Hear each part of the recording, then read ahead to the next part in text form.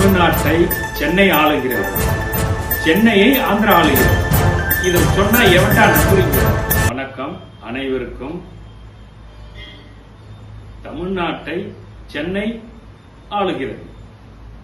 சென்னையை யார் ஆளுகிறார் என்றால் ஆந்திராவினர். சென்னையில் உள்ள எல்லா நிறுவனமும் 90% நிறுவனம் ஆந்திராவை சேர்ந்தவர்.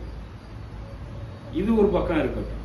அடுத்தது பாத்தீங்கன்னா தமிழக அரசு நெடுஞ்சாலைத்துறையில் உள்ள ஒப்பந்தங்கள் அனைத்தும் ஆந்திராவினருக்கு பார்த்து தாரை பார்க்கிறது. யாரை பார்த்து? ஆந்திராவினருக்கென்று அங்கு உள்ள நிறுவனங்களுக்கு தாரை பார்க்கிறது. எல்லாம் கமிஷன். இப்ப சமீபத்தில் நெடுஞ்சாலைத்துறை அமைச்சர் ஏ வஞ்சரவேலு இவர் ஈசிஆர்ல 4 வழிச்சாலைக்கு ஒரு ஒப்பந்தம் போட்டிருக்காங்க.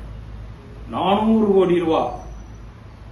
இத இந்த கம்பெனி, ஆந்திராவை சேர்ந்த இந்த கம்பெனிக்கு ஒப்பந்தம் தயார் பண்ணாங்க. இந்த நிச சவுக்கு சங்கர் போட்டு விட்டாப்ல. உடனே அவனுக்கு தொல்லை கொடுக்க ஆரம்பிச்சிட்டாங்க. எதுக்கு ஆந்திரா ஆந்திரா ஆந்திரா? இந்த வஞ்சரவேலு இவர் ஆந்திராவில இருந்து குடிபெயர்த்தவர். அவருக்கு ஓட்டு போட்ட உங்களை உதைக்கணும்டா தக்காளி. பின்னாடி போய் அவன் வீட்டுல நிக்கிறாங்க.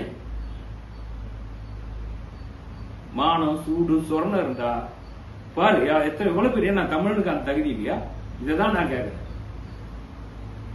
ஒரு ஒப்பந்தம் எடுத்து வேலை செய்ய தமிழகத்தில் நிறுவனமே இல்லையா என்பதுதான் என் வாதம். இங்க எல்லாமே ஆளுமை தெலுங்கர் கையில், தமிழர் கையில் இல்லை. தமிழ் தேசியம் பேசுறவங்க கூட வாய் திறக்க மாட்டாங்கிறாங்க. ஏன் எதிர்கட்சி தலைவர் எடப்பாடிக்கு தெரியாதா? வாய் திறந்தாரா? இல்லையே. இவங்க எல்லாமே ஒரு கூட்டு களவாணிகள். மக்களே, உங்க விருப்பம். விரைவில் நீங்கள் அடிமையாவது உறுதி. தமிழ்நாட்டை விட்டு ஓடுவது உறுதி. நன்றி, வணக்கம்.